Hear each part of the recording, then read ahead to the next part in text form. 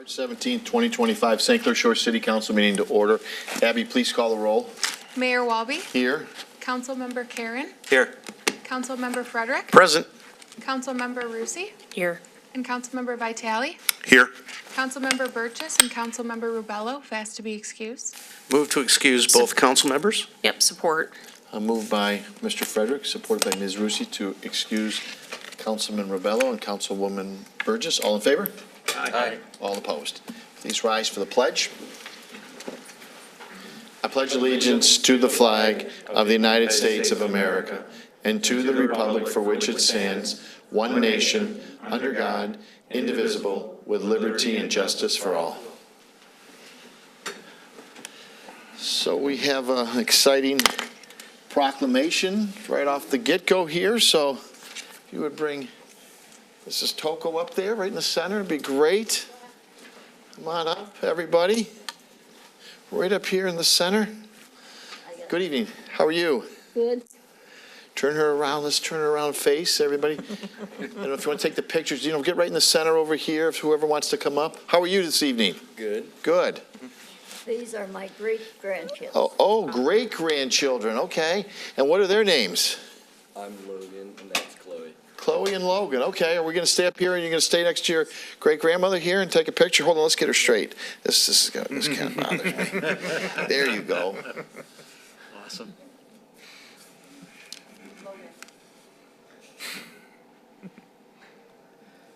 Fantastic. Okay. All right. You stay here, and I'll read the proclamation, and then we'll have you, Logan, here. Then you can hand the mic and hold the mic here and let your great-grandmother say a few words after I read the proclamation. Okay? Okay.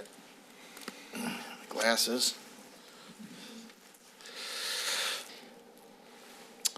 Proclamation to Esther Toko. Whereas the mayor and council of the city of St. Clair Shores do hereby wish to recognize Esther Toko on the celebration of her 100th birthday on February 3rd. Esther and her husband, John Toko, met on a blind date and they were married 60 years, always living in St. Clair Shores, where they built their first house on Lang, having 2 daughters, 3 grandchildren, and 3 great-grandchildren. Esther became a hairdresser after 1 year of beauty school and cultivated a 50-year career in St. Clair Shores. When she was younger, she owned a gym called Fitness Unlimited, was a painting instructor, and a dancer.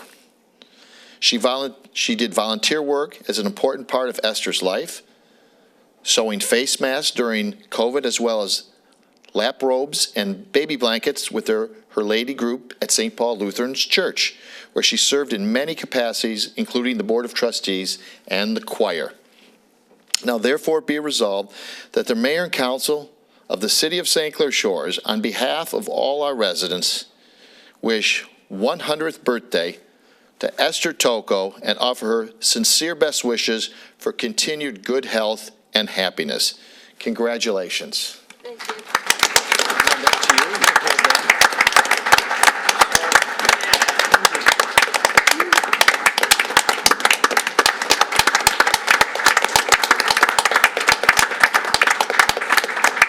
So, Esther, how have you made it to 100 here? I had a good, firm foundation. I was born up north on a farm and had good food. Good food? Yep. And then moved to the big city where I kept myself busy, and I guess my happy life is being good to people, keeping your mouth shut when you should, and Good advice. but you can always do it the next day. The shore has been good to you? You've lived here for 60 years. Yep, and we've always been in St. Clair Shores. We've did many more things than the mayor mentioned. And in our second house, we've been there on Centennial for 40-some years. So, and I've been married to, was married to my husband for over 60 years. So we've had a happy life. I love St. Clair Shores, and hopefully I'm here many more years. Well, you look fantastic, and I mean, my gosh, you're fantastic. Well, We that's- all wish we could get to be you at 100 years old. But recently, though, since I broke my leg, I've had a nurse, an aide that helps me. So it's really nice because she comes over, fixes my breakfast, helps me, and hopefully I have many more years with her. Yeah, absolutely. And- And you got your family here? Yes, and always remember why God put you on this earth. So I kind of figure He's got me here for some reason. You know, I still got something left to do. Absolutely. So, well, So- God bless you, and thank you for Thank everything you. you've done for the Shores for all these years. And it's great to have your great-grandchildren here. Nothing better than that, to have your family around you. So God bless you. Thank you for bringing her in. Thanks for showing us what 100 years looks like. It's fantastic. So God bless you, and thank you. Thank you. If I could add something, I know Esther from St. Paul's, Fantastic. where yeah. she sits across from my children in the pew and encourages them to misbehave, and but that doesn't take much. So, but and I would be remiss not to mention that this is St. Paul's 99th year as a congregation. So in 1 year we'll be doing one for them, I hope. Yes, for sure. So Great. best wishes, Esther. Thank you. Thank you very much. Appreciate it. Thank you so much for coming. Okay, who's pushing me back? Thank you. Thank you. That's great.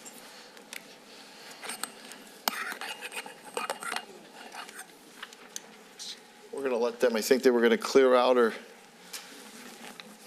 give them a minute.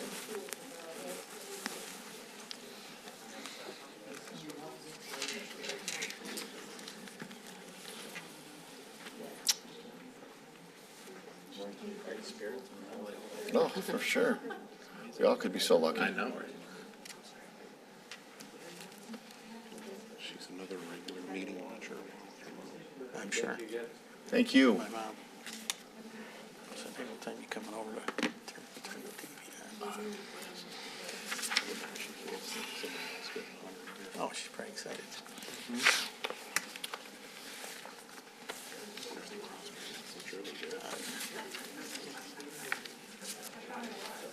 Before we go to item 3, sad news, I would like to offer condolences to Councilman Rebello, his family, his wife Greta, his sisters Jerry and Florence, his children Nico and Adriano and Sasha, for the loss of Dave's mom and grandmother, obviously to the kids.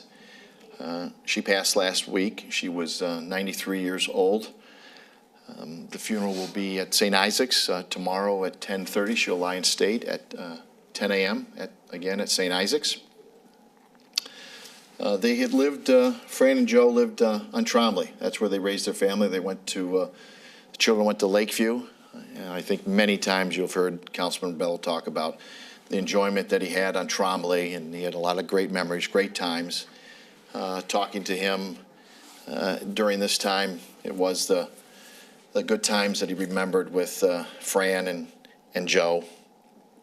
She was a friendly person, lively person, very lovable person. We got to know her, myself and my wife, especially because Dave would bring her around. He brought her around numerous times to a number of events, whether it was concerts or fundraisers, parades. He worked diligently to bring her around to the number of events. His dad, Joe, preceded Fran by about 15 years.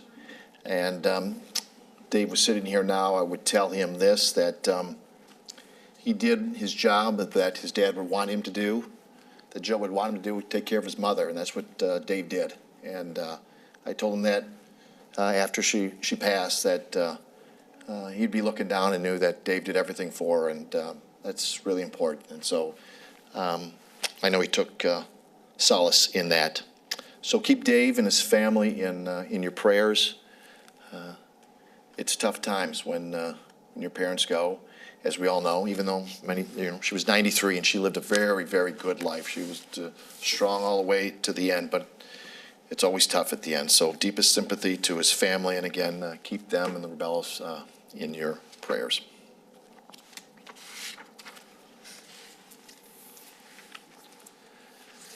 That, we'll move on to audience participation. Abby, do we have anyone? Yes, we have one speaker, David Deacon, a St. Clair Shores resident, speaking on agenda item number 4A.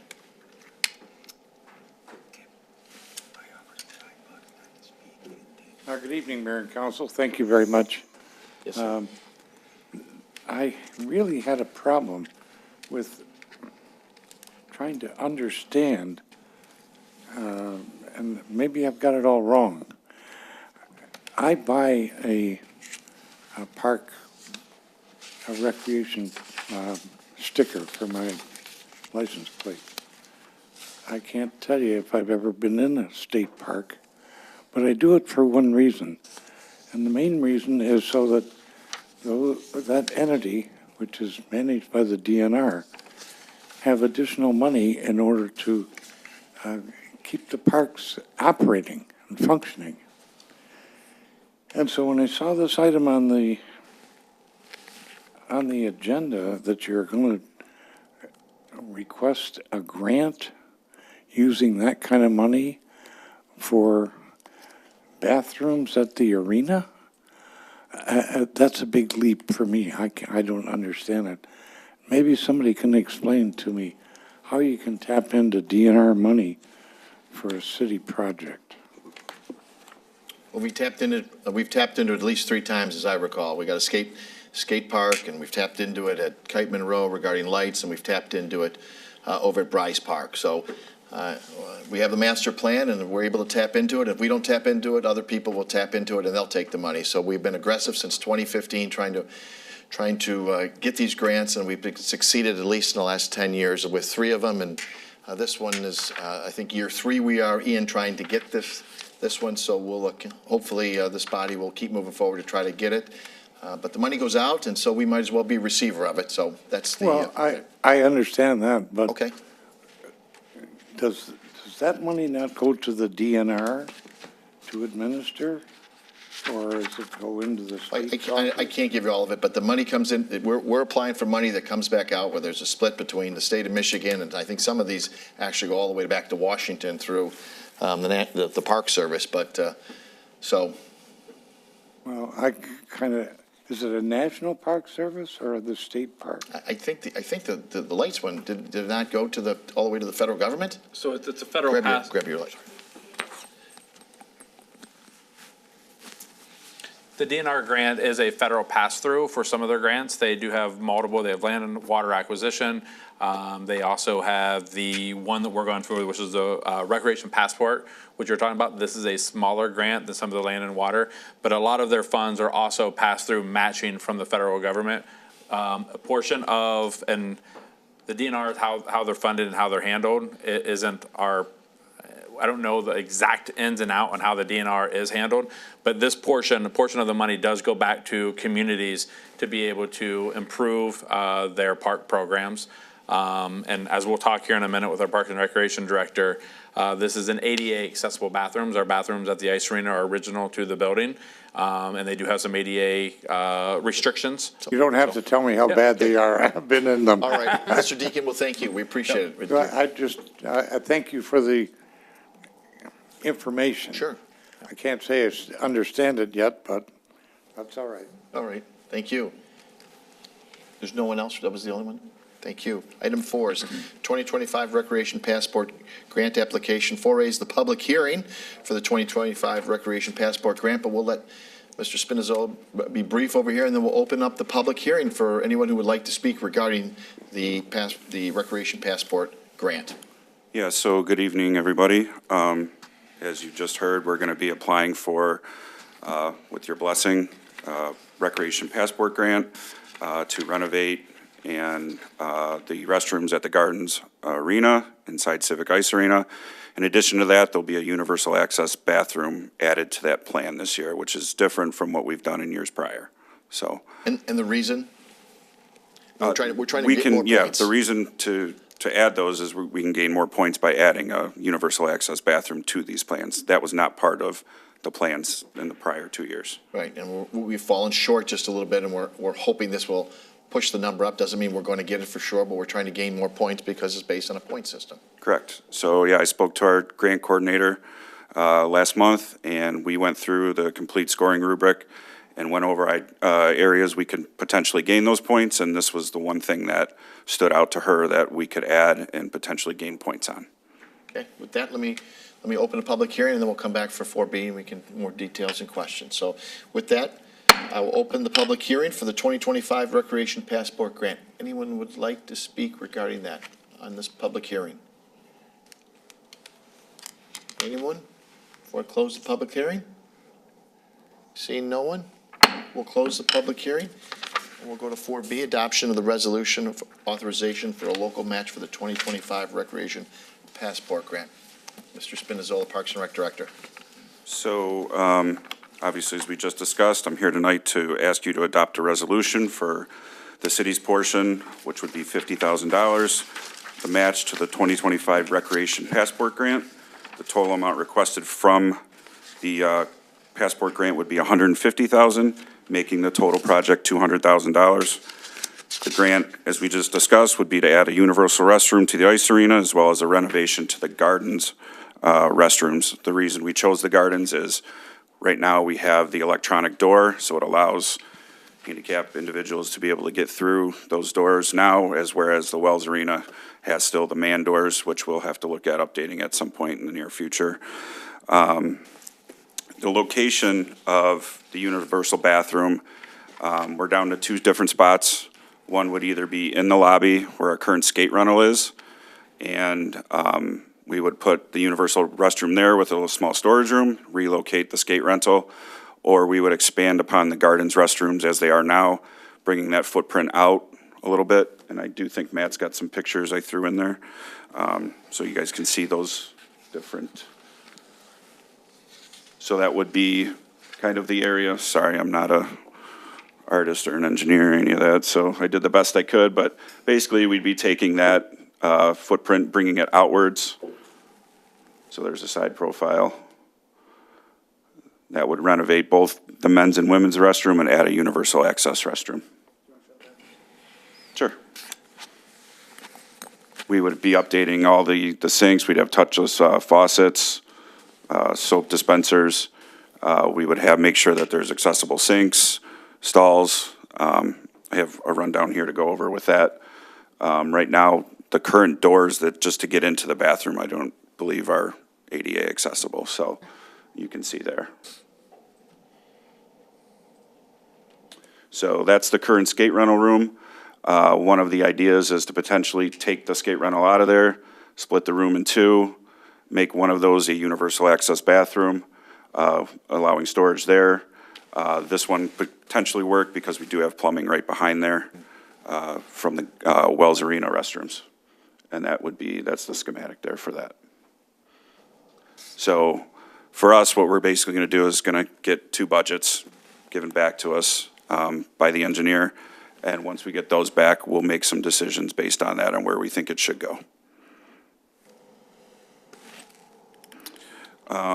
Couple other things, as we were just discussing, some things that could be added: ADA compliant toilets in all the stalls, new lighting for the sight impaired and light sensitive users, quiet flush systems for auditory sensitive users, signage with tactical lettering, touchless faucets, barrier-free compliant stalls for those who need extra space, in addition to a few other things that we would be putting in.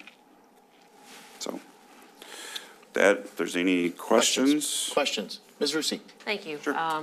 First, thanks for your work on this. I think the family restroom will not only help us achieve more points, I think it also will make the facilities even more attractive and usable to different groups. You know, not only maybe older disabled person might need some help. If you also think of a mom taking a son, maybe at an age when, you know, she doesn't want him to go by herself, but he might be a little bit too old to comfortably go into the ladies' room with her, Yes. or vice versa, a dad with a little girl. I think this would be perfect for that type of thing, especially given all the different activities that are, in lessons and championships and ice shows and so on that are hosted in the facility. So I think this is a really good idea. I know this is our second chance at it, so hopefully with the improvements, this will prove to be successful for us. And just going back to how this is funded, it's actually it's part of the Natural Resources Trust Fund created by the state legislature. The specific fund is a local public recreation facilities fund. So money deposited there is designated specifically for local facilities such as our civic arena or other, of our public parks, or other cities' public facilities to utilize. So once the money's put in, it's designated to be used for local facilities upon the local facilities application through the competitive grant program. That's correct. So it's not only for the state part, the DNR not only is concerned with the state parks they operate, but also the improvement of the local park system or the addition of new parks within the local system. Thank you. Thank you. Thank you. Mr. Frederick? Oh, thanks, Barry. Yeah, and the funding comes from when you buy your plates. If you ask Correct. for that, that little P on the, to get you into the park. So that's where all the money comes from. So I would move to approve the resolution of authorization for the Recreational Passport Grant Program to renovate the bathrooms at the Civic Arena using the universal design techniques. Support. Moved by Mr. Frederick, supported by Mr. Karen. All in favor? Aye. All opposed? Thank you. Thank you. And then we usually, just by the way, the timing, we usually end up, it comes back usually like summertime, right, to maybe evaluate it again, see where we sit, if we can make any changes, right, somewhere in that August, and then it comes back right around the end of Thanksgiving, early December, where we'll find out. Correct. They'll review it and then send back kind of a synopsis of things they may want to see from us. Yep. And they'll give us a chance to update those things if they feel there's something that needs to change. And then, obviously, they'll score and they'll send those results out probably next fall. Yep. So, Thank you. thank you. Item 5 is the library renovation budget update. We had this, I think, about a month ago, and again, not really action item here, just to understand, because we're talking, and we've gotten a lot of money from the federal government. We've got a grant, someone requested us money, and so we're looking to try to how we figure this all out as we go forward here. So just kind of an update where we are, and because I think we've made progress. I know Mr. Karen asked about services or when the library's down, how we can have some savings. So tell us where we're at. So after our last meeting, we've had an library individual meeting, 2 of those. And then we've also had the library board has had the meeting in regards to their endowment fund. That was a big question of some holes. And then Councilman Karen also brought up with the general budget, if there could be, during construction and everything that's going on, if there'd be any cost savings during that project. So just here to kind of report on where we are with a lot of those questions. The full recommended scope of the project hasn't changed at this point. They still have just completed the design development. They are still currently working on the construction documents. Once those are complete, we'll have a little bit closer of a price, and then obviously this will be bid out as a project. So then once the bid prices comes in, we'll actually have the actual firm price of what the bid comes in at. Can I just, when are the construction documents completed? Construction documents are estimated in July. In July, Yep. okay? So right now, the full project is estimated at the $2,676,900, which is the exact same amount that we kind of mentioned in our last meeting. This project would be partially funded with the $1.5 million HUD grant that we had received. The additional $191,844 and the private donation for the genealogy room and the circulation desk improvements. Since this meeting, the library board did meet at their last meeting and has authorized spending $135,000 from the endowment fund to help with the purchase. And then the Friends of the Library are also looking to donate a $10,000 donation for the project. The library director has worked with myself and the finance director and feels confident in the budget that we could cut approximately $100,000 out of next year's budget. This is due to some of the part-time staff not being needed during the construction project, as well as cutting down some of the material that we purchased this year, hard book covers, and then as well as some of the cleaning. We do have a cleaning crew that comes through and cleans the library. They are not going to be needed at the time the construction is going on. The construction will be responsible for taking care of some of the cleanliness themselves. We do realize that we are going to have to clean some bathrooms, that kind of stuff for staff. So we're sure going to have some cost during that 6-month process, but there will be some cost savings. And then lastly, the library does have a fund balance currently right now of approximately $400,000. A large portion of this fund can also be used to help offset the cost. So with these additional fees, we are now currently short approximately $300,000 to $400,000. Obviously, as I mentioned earlier, this cost could go up or down as we progress through the construction documents and the bidding process. And then right now, kind of I gave you a package kind of showing detail on the budget and the information of where we are currently. So the construction documents are done in July. When do you expect it to go out to bid? They hope to have it out to bid by the end of July, with the bids coming back in the middle of August, with award by the last meeting of August, Or with Labor Day. construction starting over after Labor Day. We kind of held off to that time. The summer is one of the busiest times at the library. We have a lot of kids programs. The kids are out of school. We wanted to make sure that we were able to get through the busiest time of the library, Yes. and then shut down once the kids go back to school and the library kind of slows down in the winter months. We still will keep the library running, very similar to what we did with like kind of COVID. They're going to have makeshift stations. People can get their books. They'll be able to do curbside pickup, that kind of stuff. So the library should be available. And we'll still be doing some programs, and they're looking at potentially doing some satellite programs at some other outside locations, just to be able to make sure that they keep the library running.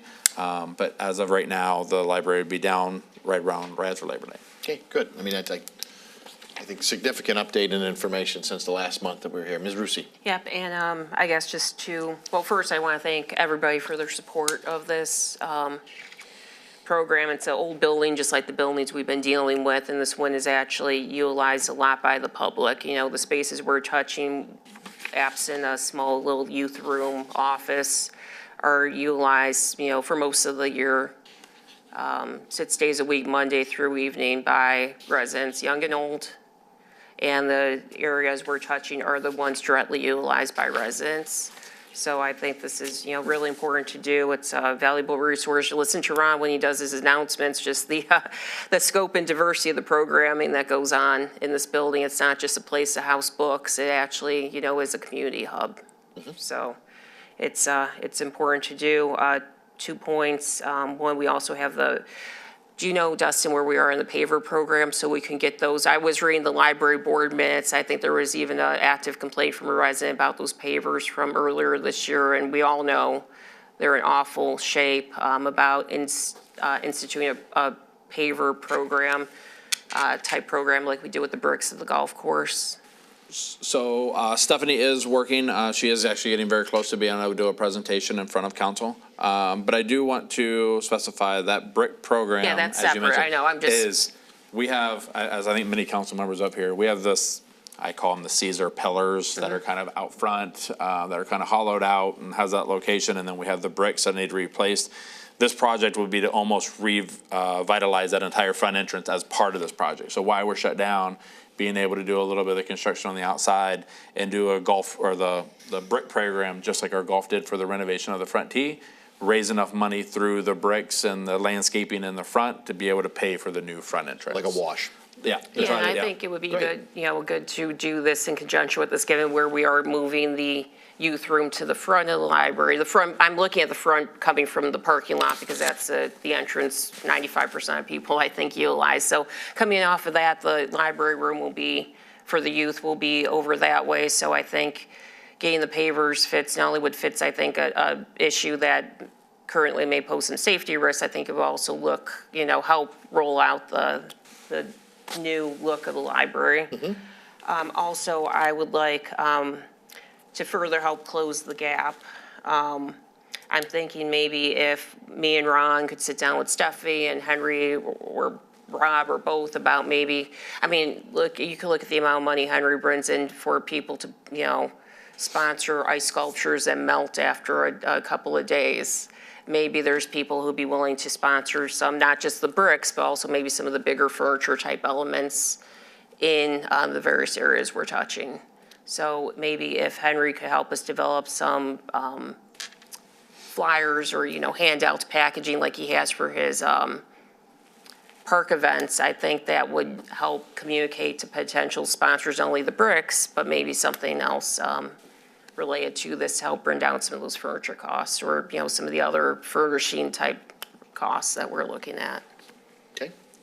And I know I didn't mention right away about the private donations. Those are still not only just with sponsorship stuff, but I know that I believe Councilwoman Rusi and Councilman Frederick has reached out to Kiwanis and some of the other Optimists and service clubs that we have.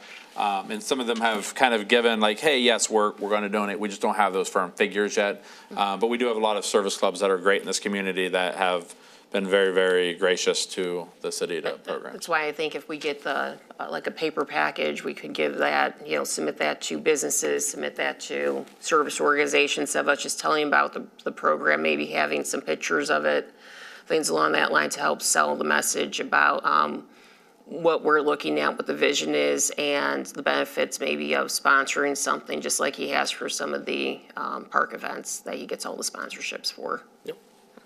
Thank you. Mr. Karen. Thank you.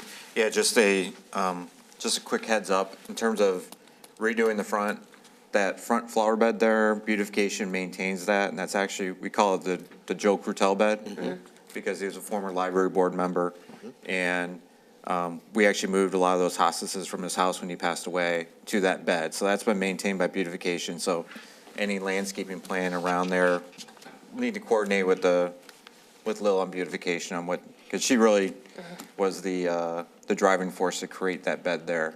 Has been making sure it's been maintained ever since. So got to make sure she's in the loop on any changes of that area. Okay. No problem. Yeah. Mr. Vitale.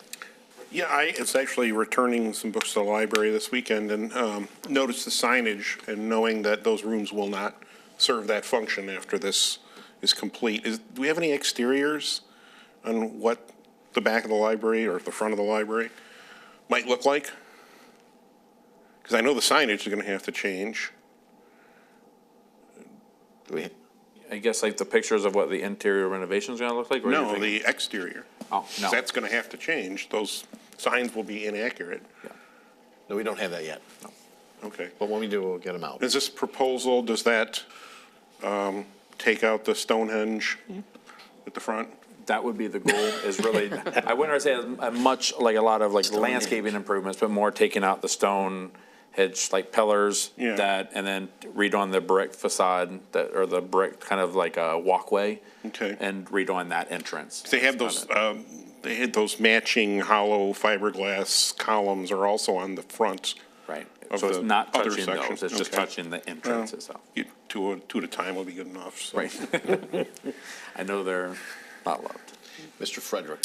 So two things. First off, on the bed, if I remember, there was a sign, some kind of signage. Yeah, we have a sign. Is it Yeah. still there? Yeah, it should still be there. Okay.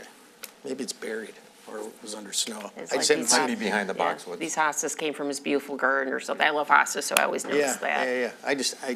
I'm gonna have to walk over and take a look, because I haven't seen it in a while.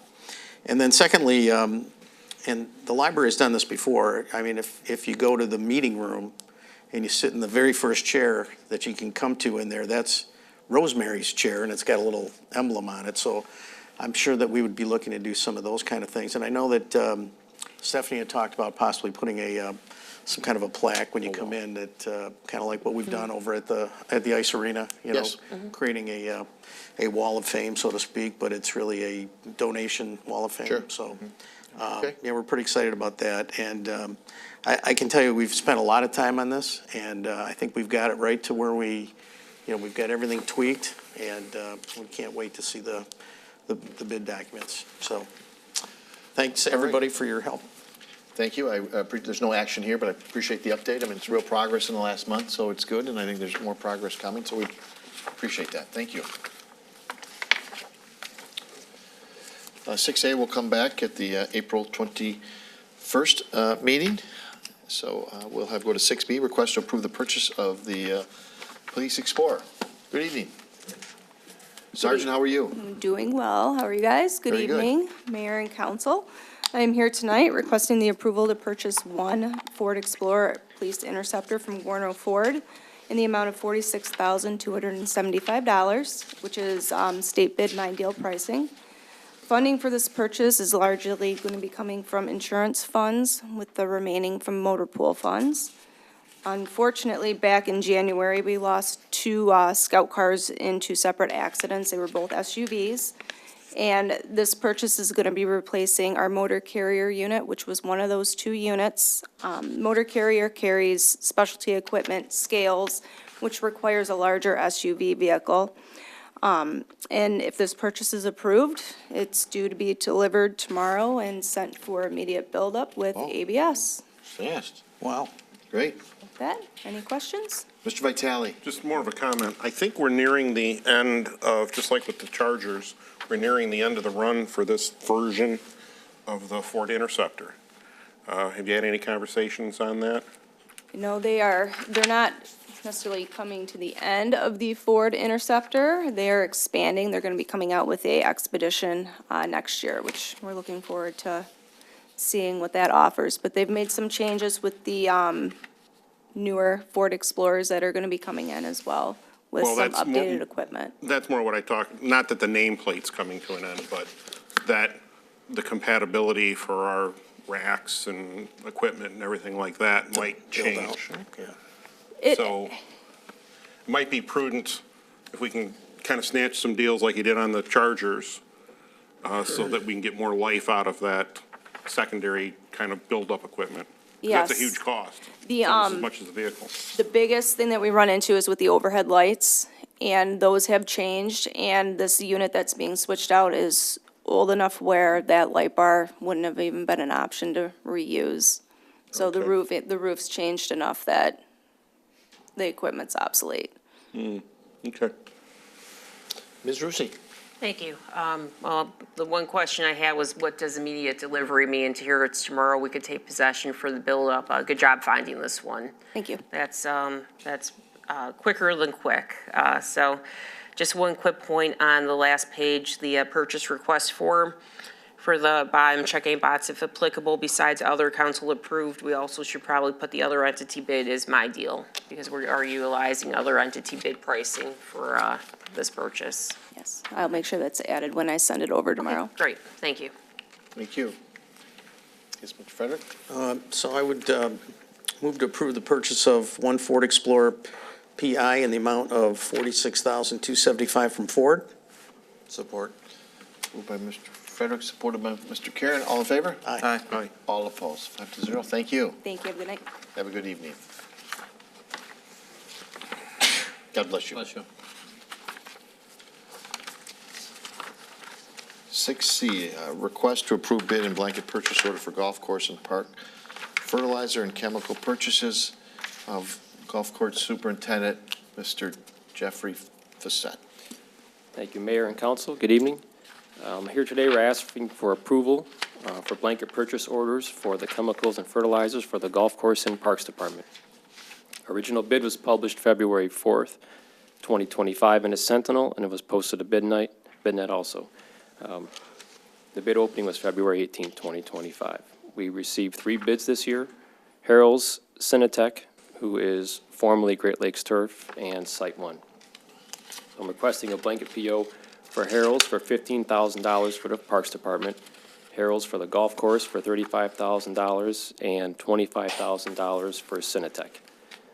Both Harrell's and Cinetech both agreed to extend the contracts for 26-27 and 27-28.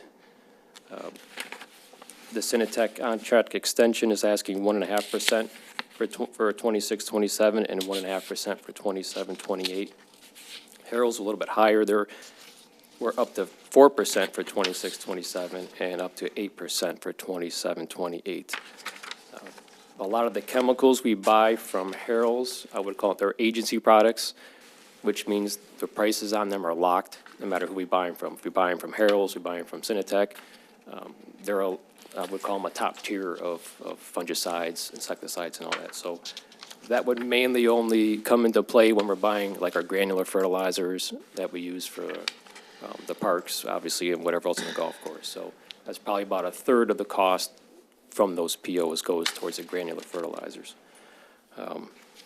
Site 1 declined to extend their contract, and we haven't really used Site 1 that much anyways. Also wanted to say that all the products that we use from the golf course and parks are not, none of the products we use are tested on animals too, by the way. So I'll take any questions you guys have. Ms. Rusi? Thank you. So this is just for a 1 year, you're not asking us to award any extensions, correct? I'm asking for this 1 year and then also possibly, and also to approve an extension for both Cinetech Okay, and because that's Harrell's. not part of the motion. Right now, it just says to award the 25-26 blanket purchase order for fertilizer and chemicals for Golf 2. And then it lists the amounts and the, who they're allocated to, but it doesn't mention anything about awarding any of the extensions. Okay. I guess we're just gonna go for the 1 year then. I mean, 1.5, you would know better than I do. 1.5 for Cinetech doesn't seem to be a high amount. The 8%, that's when it gets, for the Harold, that's when it gets a little like, 8% seems a little like No, I high, but 1.5 for Cinetech doesn't seem that Right. bad for an Yeah, extension. and I I'm just think- saying, right now, the motion's only contemplating a 1 year blanket purchase order award. It is. Okay. Yes. Okay. Mr. Vitale? That's a similar point to what I was going to make, the up to 8% increase, so that, we may not see that kind of inflation. Hopefully, we don't Right. see that kind of inflation. So, yeah, I'm a little troubled by that, but if this ends up a 1 year, then I would have no problem. Okay. Mr. Frederick? I'd like to move to approve to award the 25-26 blanket purchase order for fertilizers and chemicals for golf to Harrell's LLC in the amount of $35,000, Harrell's LLC for parks in the amount of $15,000, and to Cinetech in the amount of $25,000 as recommended by the city manager. Moved by Mr. Frederick, supported by, I'll support that with a comment. supported by Mr. Karen. Comment by Mr. Karen. Mr. Karen? So I guess would we consider, at least in the Cinetech, of awarding that for the next 2 years at the 1.5% increase? And that way, next year, you only ready us to go out for bid for the chemicals that currently would be fall under the Harrells? I'm good with it. 1.5%. I think it sends a good message, actually. If you want contract extensions, keep them modest.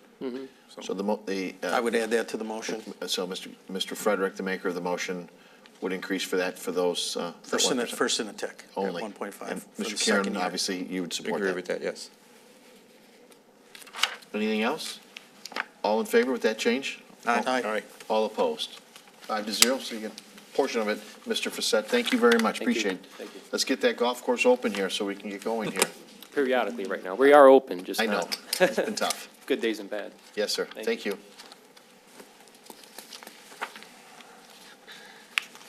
Nice suit, too. You got a nice suit there. I like it.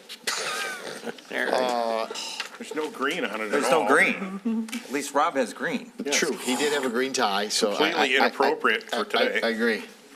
Oh, yeah. It's a I like nice John shirt. Walters, nice tie there, and Denise Pike there, representing St. Patrick's over there. I don't know about the Chiefs, but we'll move on. Oh, they have Not uniforms. wearing, are you wearing green, Kip? I am not. Thank you, Ms. Rusi.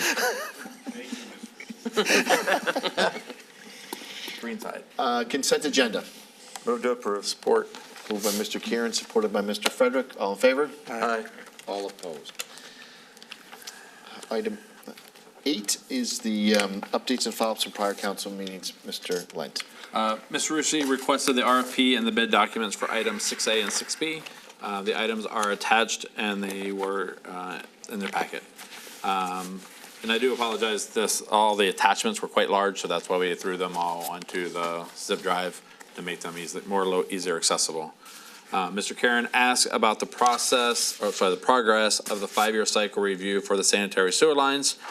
Based on the information found in the CDI files, the 5-year plan was laid out in 2019 memo from HRC summarizing a citywide cleaning televising program for the sanitary sewer system initiated in 2017.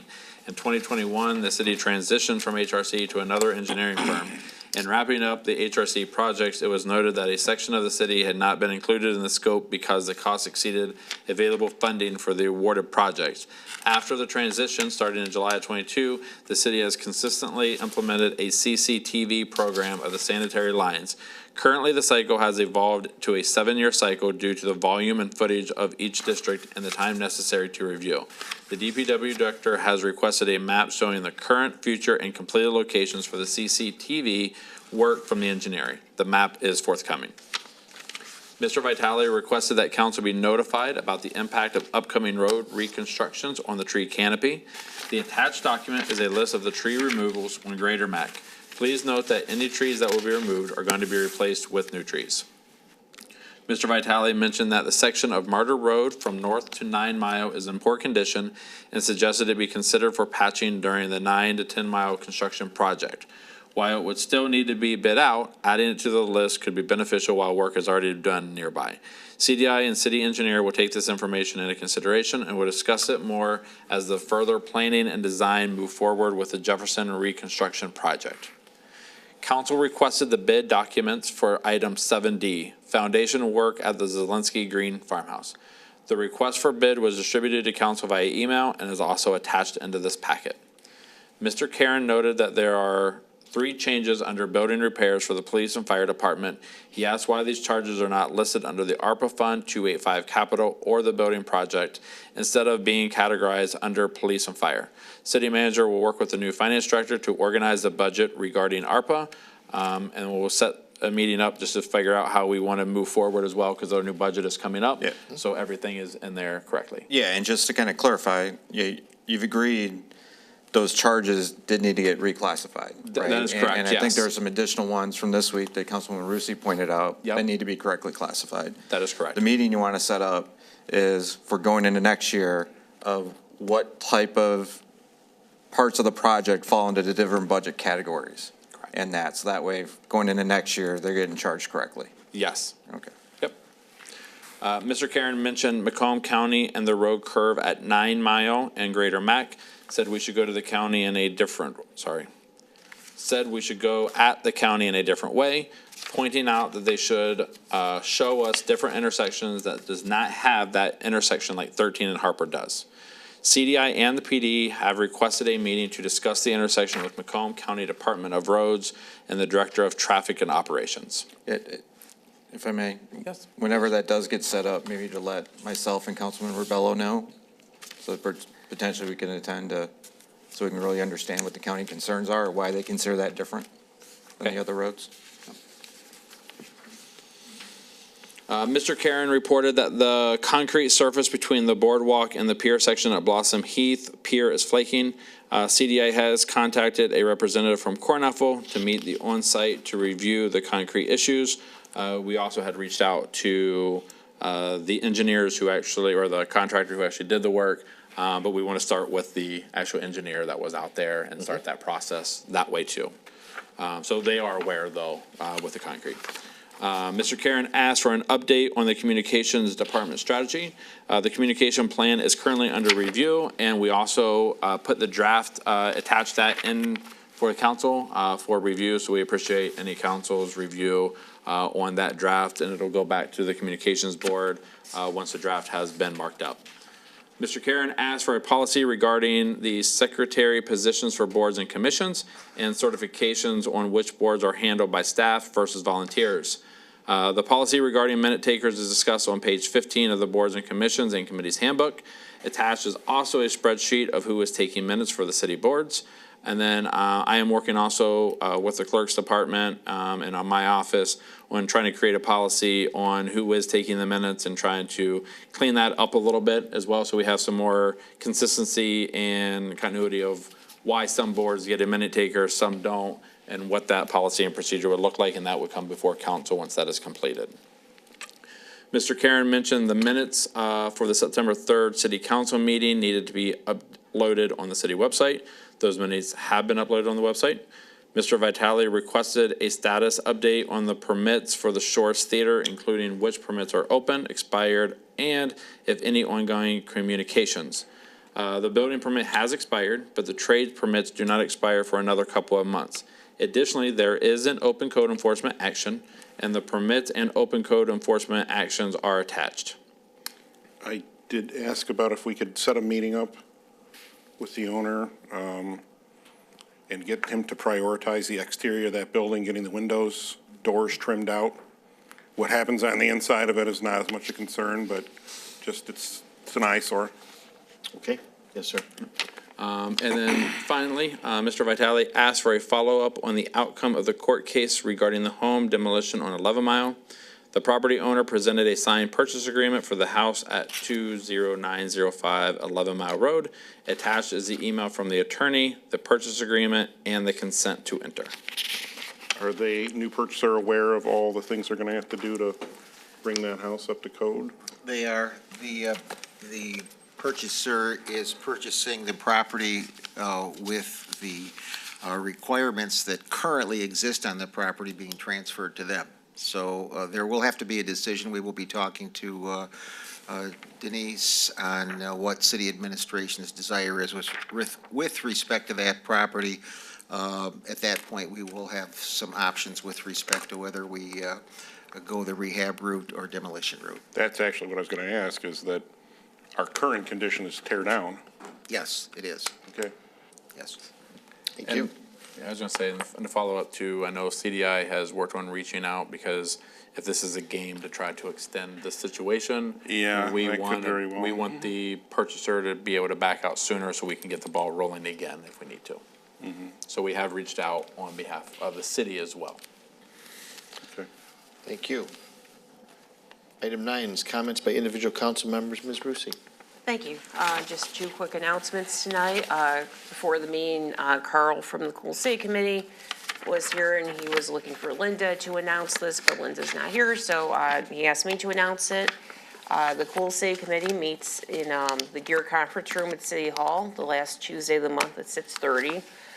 They like to get community involvement and do things for the community, different events, different opportunities and activities, and they are looking for ideas. So if you have an idea, if you think this would be a really fun city event or something you think the city should do, that's a neat thing about the Cool City Committee is they don't have any specific events or tasks they have to do, like the Memorial Day Parade Committee we know puts on the Memorial Day Parade. The Cool City Committee has a lot more leeway to do different events and to hear ideas from the community to help maybe make some signature events like they've been trying to develop over the years.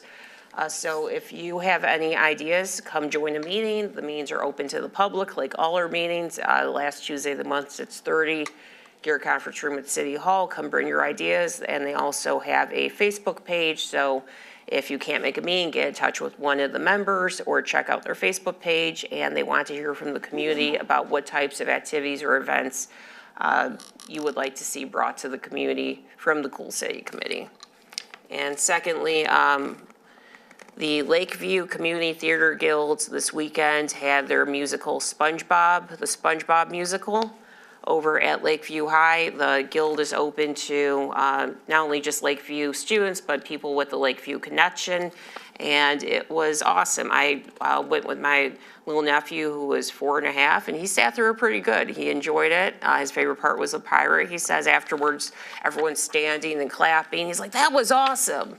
So he enjoyed it. I've never seen an episode of SpongeBob, so I can't tell you anything about it, but I enjoyed it. And the kids all did, it's mostly kids, all did a fabulous job. I just specifically want to highlight Will McAdams, who is a freshman at Lakeview High School, and he played SpongeBob SquarePants. So as you can imagine, in the SpongeBob musical, SpongeBob SquarePants is on in the majority of scenes. Has a lot of songs, some solos, some ensemble numbers, dancing, singing, and this Lakeview High School freshman center stage did a fantastic job, just like the entire cast. And you watch this and you kind of forget.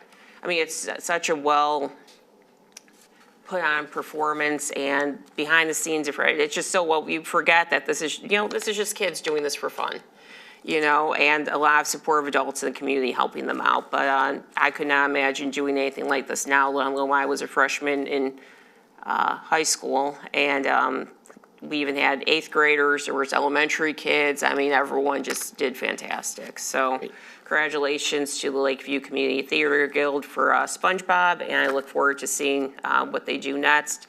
They did Matilda last year, and that was also really good. And the little girl who played Matilda was very little. And again, Matilda, she's in like everything. It's just amazing the talent we have in the community, and I'm very glad we have organizations through which kids can develop their skills and talent and show off, and that fosters that love and appreciation of things like live theater. So congratulations, great job to the Lakeview Community Theater Guild and all the performers and crew who helped put this on. So that's it. Thank you. Thank you. Mr. Karen. All right, thank you. Actually bring up. Yeah, so first thing, just to remind everybody, for Friday, April 25th, will be our Arbor Day planting at Bryce Park in our Bryce Park Arboretum, starting at 9 a.m. And it'll be involved planting new trees, mulching, general park cleanup all around there, so people can bring their own shovels and rakes to help out. We'll be meeting at the restroom building that's in the middle of the park. Probably be planting 10 to 15 different new trees in the park, trying to add resiliency to kind of double up some of the species, replace some of the species that did die off, so we can keep the species count high enough so we maintain our accredited status as an arboretum. And also is like looking through ArbNet, we're only like one of 2 arboretums within Southeast Michigan in that. There's Great. no other accredited arboretum except for a cemetery in Detroit and us. So, Nice. so it's great that we have this Yes. accreditation in place, and we'll continue to build on an arboretum there. So, with that, next, further talk about Bryce Park. So, I've been harping on this for a few years now, on the walk path. The new path that was put in cracked in many spots. Last year, we were told it was going to be crack sealed, and then an overlayment put on top was the best thing that they could do to fix it. I pointed out in the fall areas that were already cracking. We were told by the engineering firm it was because vehicles had been on the path, and that caused stressing. So after the winter went through all the freeze-thaw cycles this last week, I did a walk around the whole path. The red areas are the ones that are cracked. And it's just not one crack, but there's several cracks going down them. It's almost 60% of the asphalt that's there. The black that's on there is concrete, so that's fine. But the asphalt path, less than a year after it got fixed, is incredibly cracked already. And a new area, there's one area where it's actually buckling, which hadn't seen that before, even on the previous path that was there. So I'm at a loss what to do outside of, we haven't got the money to basically totally redo it. We've been back and forth with the engineering firm. They don't think anything was wrong with the design. I think there has been. It's been all about the design. Since there's all that doubt, we can't really blame the contractor because we've actually changed design on the fly as we went through this project. So, but it's just really disappointing that it's that bad already. And that's just after one winter. Can't imagine successive winters within 5 years what this is going to look like. So, and I know we've gone through, we've got other asphalt paths, like we did the one, should be very similar to this in terms of Blossom Heat Park. When we do that over a year ago now? Yeah, it might be, this could be three. Yeah, and that's perfectly fine. Yep. And that was asphalt over ground, which should have been what this was. With tree roots. And that, so, well, I got some tree roots in here, but yeah, but it's, you know, that path is fine. And golf cart paths are fine, but that's a totally different construction. It has a lot better underlayment than we've got in either one of these other parks. But I'm kind of at a loss what to do, because I'm afraid of what this is going to continue to look like over the next few years. Huh. Yeah, so. I'm with you, lost right here, so Yeah. it's a big concern. We got to do something. And myself and Rob has had some conversations on potentially one of the things that we even looked at too is with the land and water acquisition grant, being out here, this is a public park, it is open. Trails are one of the things that they do look at. So hoping that maybe we can start qualifying for that after this bathroom. So for next year, that's looking like to be one of our grants that we go for. There's a few other things that we're looking into as well. I think with the Arboretum and the work that's been done out here, I think that helps our chances as well. So we're trying to utilize and capitalize on a lot of that stuff. Okay. But because of the foundation and all that, I think concrete might have to be more the way. Yeah. Just because the concrete, just how it holds up is a little bit different. And the same thing with Blossom Heath though too. This pathway, from my understanding, and I would ask council, had a lot of cracks and a lot of issues and a lot of bad spots, which is why we tried to redo it 3 years ago. Right, it had, there's a lot of waviness Yeah. in that, right? And the cracking was like on the edges, which is what Correct. you would more expect. The bulk of these are running straight down the middle of the path. And then Blossom And Heath, so, for as long as it had been in there, had very, very minimal cracking. We had to just do some Right. spot checks and repairs. So I think the foundation here, and I'm not sure what kind of foundation it was, I've heard a bunch of different kind of stuff that was kind of thrown in here with the construction of 94 and spoils and just the ground of stuff. I think we're looking at a completely different beast here, but that doesn't mean what we should expect any of this. Well, And that needs to get yeah, taken and it- care of yeah, and addressed. And unfortunately, that goes back to when they did the path the first time about, remember the one comment, they were surprised when they went to go grind up the asphalt and there's fabric inside of it. And they didn't expect that. And it's like, well, there are other areas that the fabric was exposed.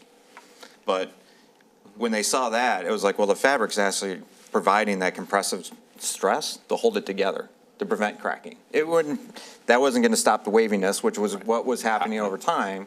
But when that fabric got pulled out, they just thought adding an additive, a concrete additive to the ground to firm up the ground was gonna be enough. Well, that's not the case in that, so. All right, so I guess we'll look for, move this up in the grant potentials in the future then, Yes. to totally redo. Okay. Should we do something about the buckling, though? Isn't that a trip hazard in some It's cases? gonna turn into a trip hazard, yeah. Yeah. Is there We might- a we might way have to to smash it down Yeah, and, we might have to cut it out, or Yeah. cut it? Cut it out and repair, Might have to, patch yeah. it. yeah, or leave it. Yep. Yeah, I pointed out where the arrow, where that's at, in that part of the path there, so, on that south loop. All right, next issue. Commissioner Zinner asked me before the meeting, how do I keep up with things? Sometimes Facebook Memories just throws ideas at you. So this is from 4 years ago. We were doing the beach restoration at Memorial, and this is a pretty, basic project of putting the limestone blocks in place, and they're at a height that would be where high water mark would be. This is basically where we had the high water in 2019, is where the height of the blocks were at. So that way, if we get high water again, it'd be the blocks and not take out the entire beaches, which is basically what happened in 2019. The idea back then was, as water receded, move the blocks out, be able to extend the beach. So I was out there yesterday, measured, we got about 50 feet of beach beyond the blocks. And so that was always the plan, and I know there's been other discussions, and there was past discussion, a meeting over a year ago with Eggle, but there's been no update since then in terms of what we're planning to do. I know there's 2028, Councilwoman Rusi reminded me of this in the capital plan, it was like $500,000 for a project in 2028. Well, this was just $41,000 4 years ago. So tack on 25% inflation, and like at $55,000 to move the blocks. I don't know if we should be considering doing that to basically, in order to just reclaim that land before water starts going up, since we know we're at a pretty low point right now, and should be for most of the season Agreed. in that, so. That was always the original plan, to pick that up. I know I've talked to Mr. Lent before about that. I mean, I think there was some issues on it, but I think we have money in the budget. We have something in here to take care of this. I agree that we should try to reclaim this, because, 20 years ago, we were all the way out we were all the way out. Right. So And that, moving that out 50 feet, at least get us halfway down that seawall. Totally. And backfill with the sand. So let's we'll revisit it and bring it Okay. back. Yes. Thank you. And I do know, I mean, just to report, CDI has met, we've already met with AEW and some engineers, and we did meet with Eagle, 2 different occasions. And I know there's been a few roadblocks, and I don't know those off the top of my head right now, but one of the things was even leaving the ones in place and then adding 2 out in the things, so you would actually still have 2 roadblocks that would eventually come, rather than actually pulling all the boulders up that we have now and relocating them.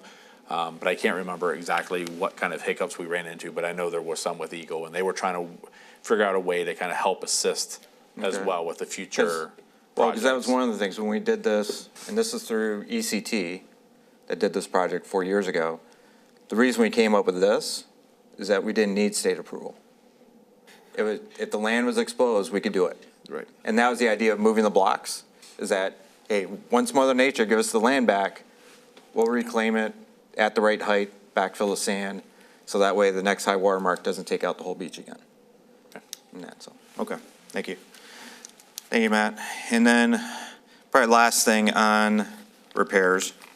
Friday, Harper Little Mac bed got hit again by another car that drove through. And actually, this one didn't even bother to stop because it ended up launching off the other end of the bed into Harper into another car. So, with that, and I mean, basically, this was one that was on the exact same path as the one that took out the clock back in December. Like, drove right, this wasn't just on the grass, right through the bed, and basically took out, Brandon had an electrical box over there to cover up the electrical, blew that thing apart by this driver. So, I know Brandon is expecting to get the new clock here in a few weeks, but I think we need, I've already, we had a meeting a couple weeks ago with myself, Denise, Brian Babcock and Brandon about all the restoration work needed to happen, fixing the water.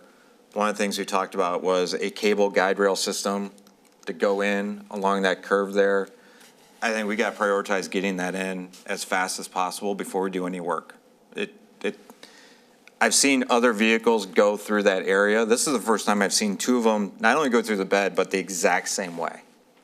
And that, so, that we need to get that in there before we do any other work in that area. Otherwise, we're just throwing away money and throwing away insurance money on it, so. And I'll follow up with Denise, see if she's gotten anywhere in terms of, I know we're looking for other areas to help with designs of what that would be and entail, so, to get that rolling. All right, last thing I've got, I know budget is due in 5 weeks, and it doesn't look like we're gonna have any special study session on that prior to the budget being delivered. We don't have anything scheduled, right? Okay. So, so I guess a few of the things that I'd be looking for to help out as the budget gets delivered. If any departments are making any changes in staffing, or has any, major additions that they have to add, to basically call that out, whether it's as part of the, initial document or a few years ago, I think, I can't remember which city manager, what, we did basically get a summary memo, department by department, that said what the major changes were. That would be helpful. To make sure any capital purchases that are in there that does have the adjoining rationale sheet that is required as part of the capital planning. And then also, if departments could look at any type of efficiency they can have, either from the highlight anything that in this past year that they've used to save money, or anything potentially going forward to save money as things are going to get tight. I'll use the example from the clerk's office of, consolidating the election precincts, and that's going to save us not only in terms of election worker, wages, it's going to save us in equipment and that. To look for ideas like that can maybe be highlighted, and maybe it's not a number in the budget, but say, hey, these are the projects that we're going to be working on to try to get try to save as much money as we can, because we've got obviously major things that we still need to repair.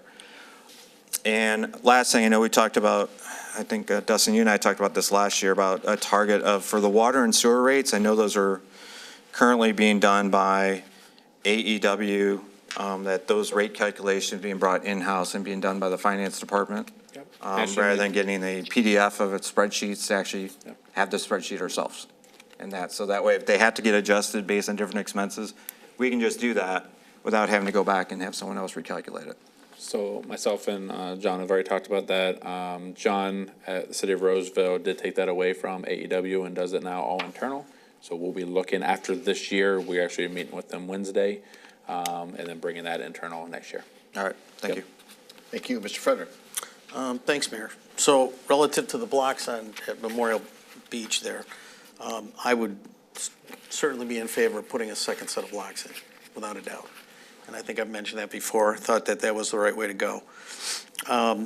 Also, just want to wish everybody a happy St. Patrick's Day, especially those of you who are going to watch this later, since you're at Pat O'Brien's right now in the tent.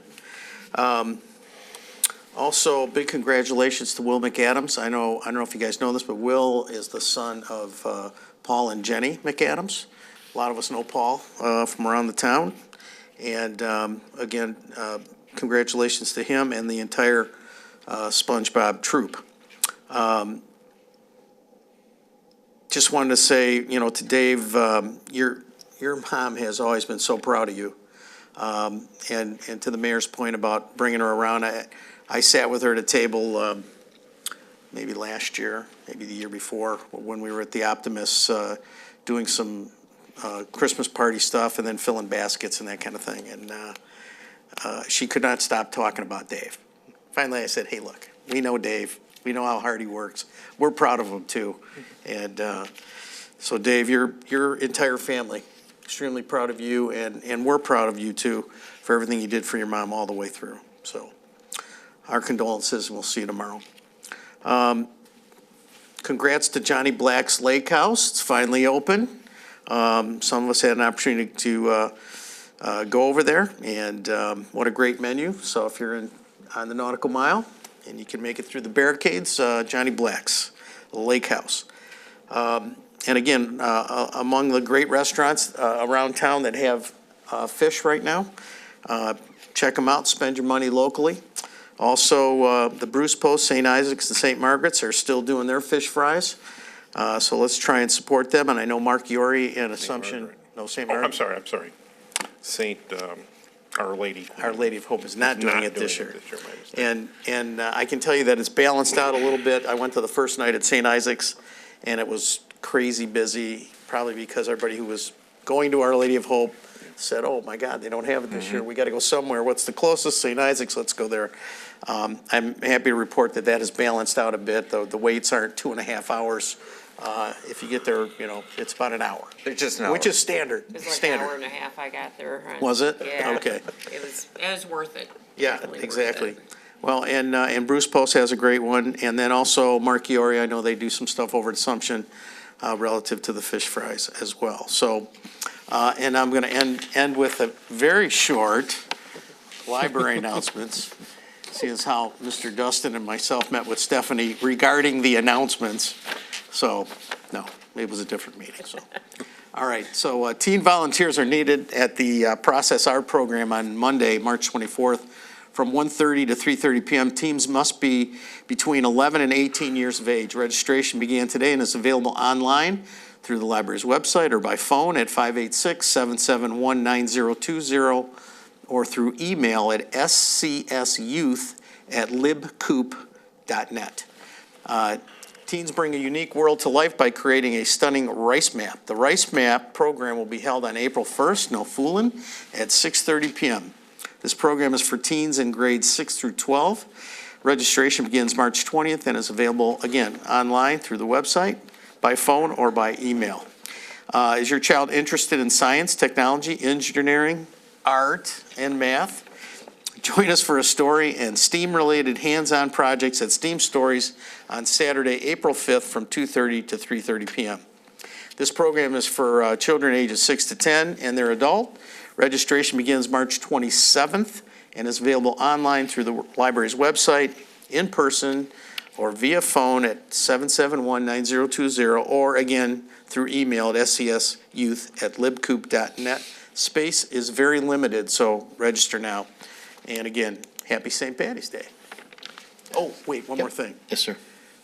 Honey, thank you for the great meal tonight. She's 0.5% Irish and did a nice job with a nice Irish meal. So Excellent. much appreciated.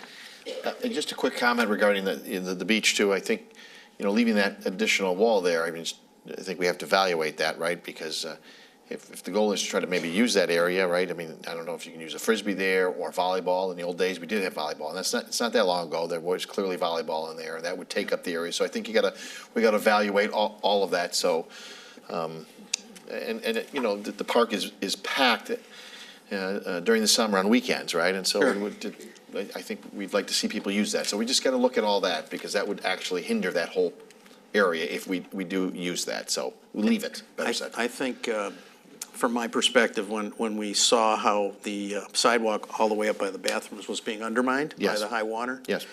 that we have to protect that at all costs. So, and I'm not sure we can get a high enough block right at the water's edge now to get it up that high. So that would have been my only thing. I understand. We got to evaluate it all. Okay. Mr. Vitale. Yes, Mayor stole my thunder a little bit, because I was going to mention that too, the potential for that second row of limestone to become uncovered and then become a hazard. So I think we got to think about that carefully. It's also hard for me to, really, I don't know if we have the city equipment that could move those blocks or not. Okay. So, cost-wise, there's something there too. Maybe they could be doubled up or something like that. That might make sense if it's not that much to do the blocks, but got to think about what's going to wear through. Let's see. I'm going to keep it short. I'm going to mention Councilman Rubello's mother.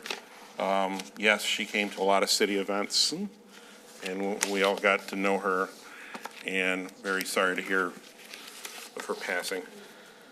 But I'm going to keep it short. I think we got a couple people to speak tonight, so let's let them respect their time and let them come on out. All righty. Thank you. Mr. Lent, City Manager report? No report.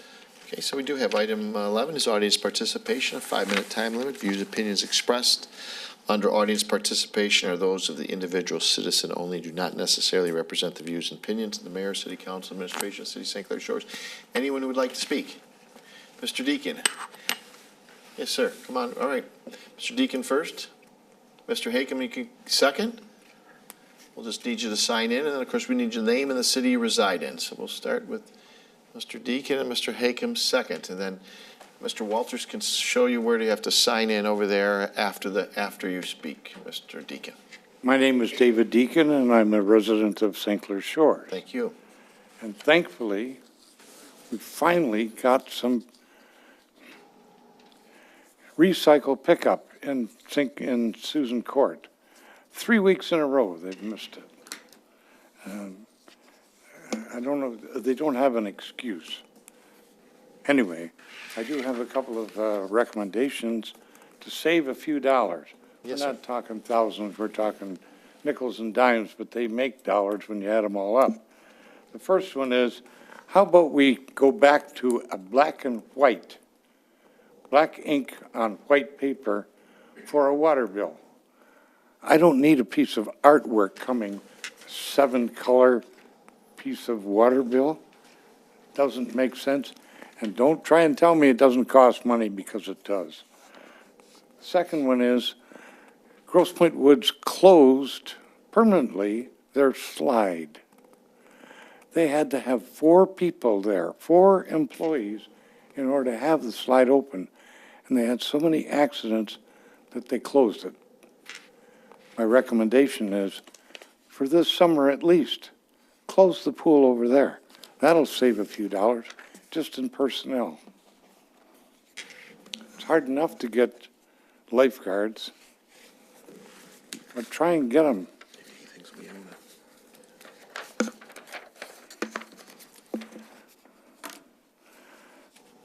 125 years ago, this country had a private welfare system. It was working very well, but then politicians decided that government could do a better job. The private system was funded by tithing, 10% or more, which was given to the church. And the church looked after the welfare of the people. Today, people pay taxes to pay for the system that employs people to decide who and how much assistance is given. So a great deal of money is spent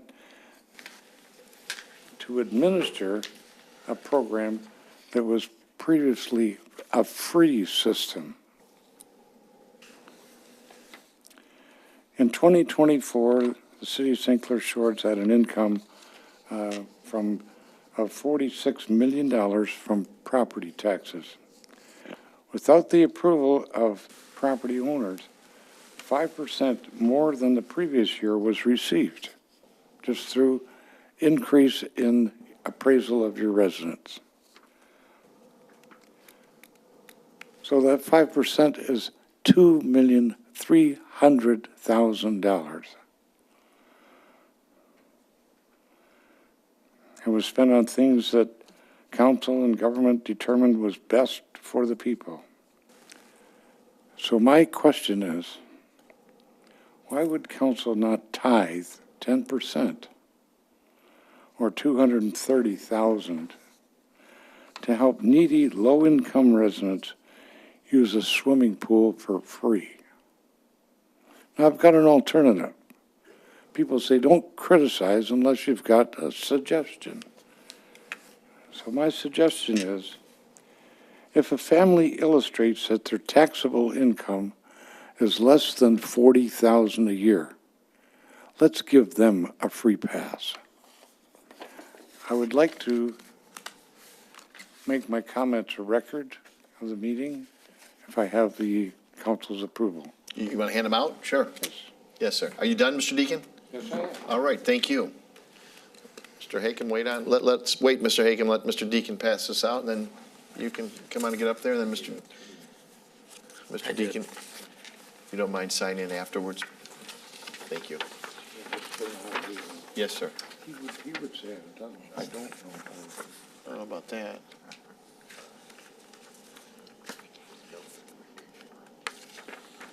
Thank you. Again, make sure you sign in, Mr. Deacon. Yes, Mr. Hakem? Good evening. Who would like to go next? How are you? Happy St. Patrick Day to everybody. You too. I'm avoiding the bars because I don't want to drink and drive at night. If I have 2 drinks, they'll take my license away if they stop me. So I'm going to keep myself sober. Good choice. But I wanted to address the issue about where is the city getting all the money to do all the tearing down and remodeling of the police station and other issues. Like I went to the senior center and I saw they had a brand new fence and new cement and everything, and that cost thousands, tens of thousands, but yet the seniors in this city can't even get free admission to the senior center. They have to pay $25 a year. All the millions and millions that's going out the front door from somewhere. Furthermore, when I drive down the side streets in our city, there's potholes and there's cracking in the concrete where the water can't drain into the sewer system. And when I walk up the sidewalk, I could slip and fall over dry ice. Like on Lakeland Court in the corner, I have a client that lives there. By the way, I'm a semi-retired real estate broker for 65 years. And it's appalling that you tore the police station down. You're building a new one at what cost? And if you were to keep it, there's nothing wrong with it. I don't know where this money is coming from, and I think it's a waste to start spending enormous amounts of money when we have to pay $25 to get in the senior center to play cards or something. And we're seniors, we've been paying taxes all our life, and we deserve more respect than that. And the trouble with the residents of this city, they don't care about their city. All they do is pay taxes and walk away. And if there's a pothole or a dead animal in the street, they'll walk right by it and not come here like me and talk to you directly and tell you that this is all waste. And furthermore, as far as the Blossom Heath Park, you should make it $10 admission, just like Metro Beach instead of $5. Because a lot of people that come in, that use it, they don't even live here. They don't even pay taxes here. They walk right in, and they even use the park for picnicking, and they don't care. Thank you very much. That's all I have to say. Thanks, Honorable Council here. Thank you, Mr. Hakem. And best regards for St. Patrick's Day. And Thank don't you. go home and fight with your wife because right. lawyers cost too much. You got one right next to you right there. He's a high-priced lawyer. I tried to talk to him a couple of times, and he said, he remembers, no, I'm going to send another attorney because I don't want to incriminate myself. You know, I'm going to send somebody to cover up for me, but that's just a joke. All right. Take it easy, folks. All right. Have a great Tell evening. Mr. Rubino, where is Mr. he tonight? Mr. He's not- Rebello? Rebello, I mean. Where is he, at a fish fry or what? Mr. Hakem, his mother passed away, so he took Oh, the evening God off. rest- So God his mother's rest. lying in state at St. Isaac's God, tomorrow, so he. Thank you. Okay. Thank you. God rest her soul. Yeah, so he Thank took the you. night off. Very Okay. wonderful man. I Yeah. love him like a friend, best friend. Thank you. Okay, thanks very much. Good luck, folks. Commissioner? Thank you, Mayor. This is Commissioner Barbara Zinner, Harrison Township, and I cover Harrison Township and most of St. Clair Shores. Thank you. And just a couple things to say for people who may know or don't know. We have a new board chair for the commissioners for the county. His name is Joe Sabatini. He has been in business for several years. He's a great asset. He's a great person to have as chair. And I would say he's working out great. He's a thoughtful person. He has a lot of wisdom, easy to talk to. And he's been on the board, I think, a total of 7 years. There was a break there for a year or two. I'm not sure, I wasn't on when he was on previously. So he knows a lot about the county, and he has been the finance chair for the board. He understands a lot about the finances. So that's good. We were surprised, of course, that Don Brown was going to leave, but, you know, people keep moving around. And Chair Sabatini's working out real well. As, you know, things just keep on going. Having lots of roads and bridges in the county. The list just keeps going on, and they're setting up and starting things. I think I saw a couple things for the shores, for St. Clair Shores, as I remember, maybe not, but I thought I did. They're just doing so much. The list is quite long. I am the chair of the OAAC Older Adults Advisory Committee. This is my second year going into that. There are, I think, maybe 14 people on that committee. One of the people, Tom Matthews, and actually Kathleen Rubino from here, from St. Clair Shores, lovely person, of course. All the people are great there. Of course, they're volunteering their time once a month, and brought up about social isolation. You're hearing that on the news. You're hearing it, I think, quite regularly. Maybe I'm attuned to it. They're really concerned about the percentage of older people having this. Sometimes it's because of not being able to hear. There aren't people around. A lot of our families, our younger people, had gotten jobs out of state, so sometimes family is not around as people get older. Sometimes we're hoping that our senior facilities, our senior centers, are a draw for people to go to. Not everyone has as big a one as St. Clair Shores does, where you had to make it larger, of course. But isolation, social isolation is becoming a concern. Actually, it's every age group, especially the young people, because they believe, according to what we've had information given to us about, is because they're on machinery, they're not active with people. So anyway, with our group, it's the older people. And Sheila Cote, who's the Director of Senior Services for the county, has come in and spoken. And there can be concerns about the seniors, some seniors. It's not everybody, of course. And things that can be happening in the house. It could be a caregiver, it could be a family member. but I don't know what the percentage is on that, but they're watching things, and there are things happening that we have to be attuned to. And also just people being aware for your neighbors, for your family, just that kind of thing. That's really what we're working on now. Other than that, I think that probably pretty much ties it up for me. We're all busy, just like you are, and just helping people. Anyway, thank you very much. Good to see everybody. Thank you. Anyone else that would like to speak? Yes, sir. No, it's all right. You can go. Yes, sir. I'm Dave Genio. Yes, sir. I live on Clairwood, St. Clair Shores. I've been here 28 years as a resident. I sent you guys all an email. You did. And then I resent it yesterday because it looked as though it was the old email from 3 years ago. Yes. I kind of like to read it. It says I'm emailing you because I actually was a file. I filed an original complaint 4044. I filed it on May 16th, 2022.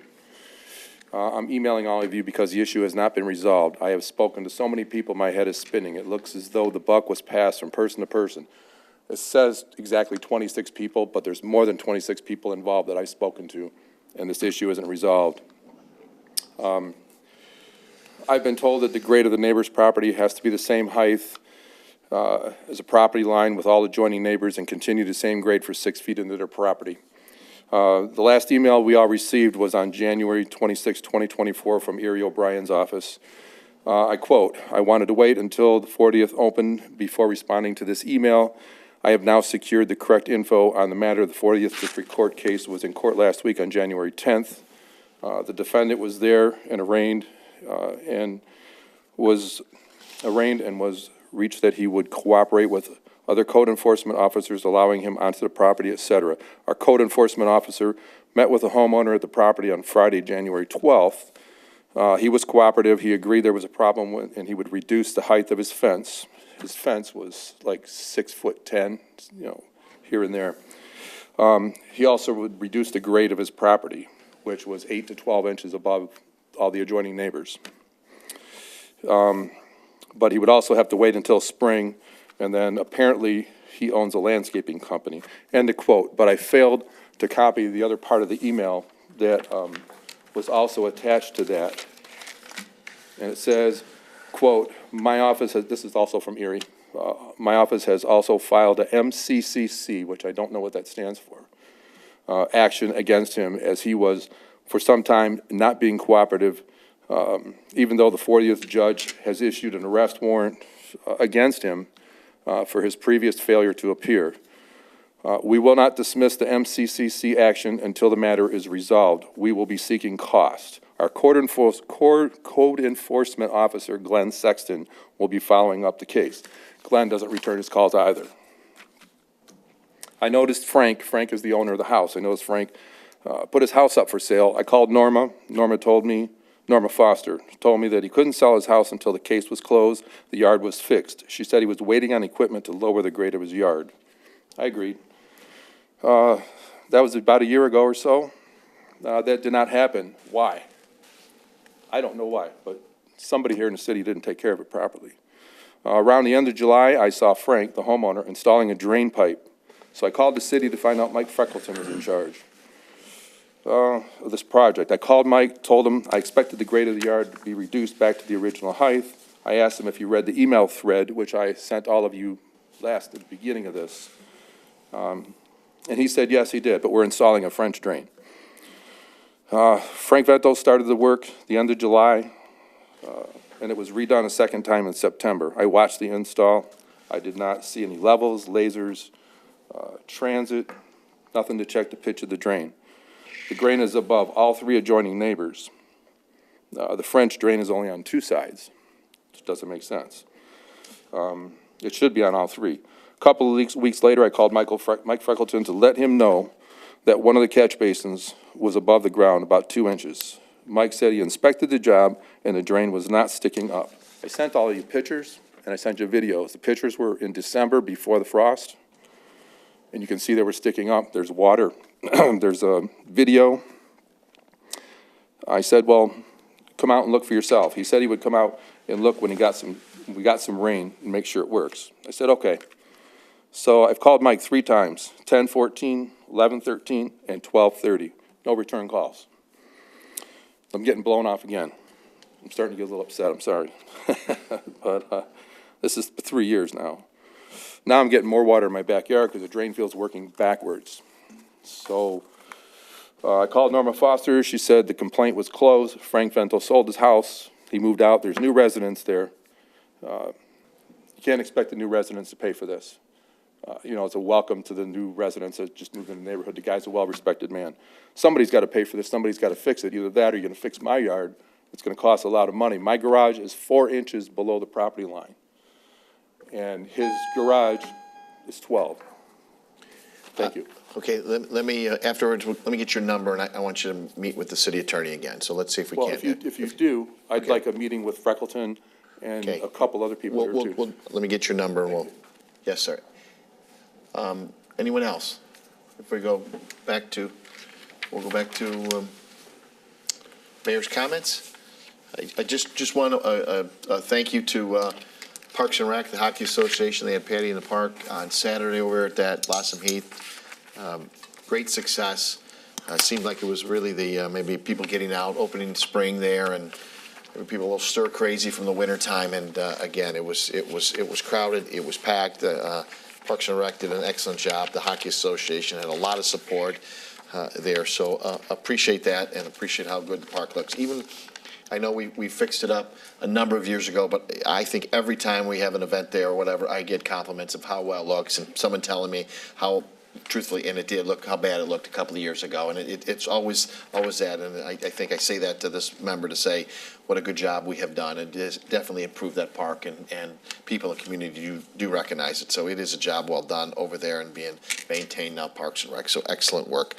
And with that, we'll request to meet in closed session as permitted by state statute MCLA 15.268, section 8C. And 8H. And H. For Bob's memo earlier. Yes. So moved. Moved by Mr. Karen, supported by Ms. Rusi. Abby, we'll need a roll call vote, please. Councilmember Karen? Aye. Councilmember Rusi? Aye. Councilmember Frederick? Aye. Councilmember Vitale? Aye. And Mayor Walby? Aye. Good night.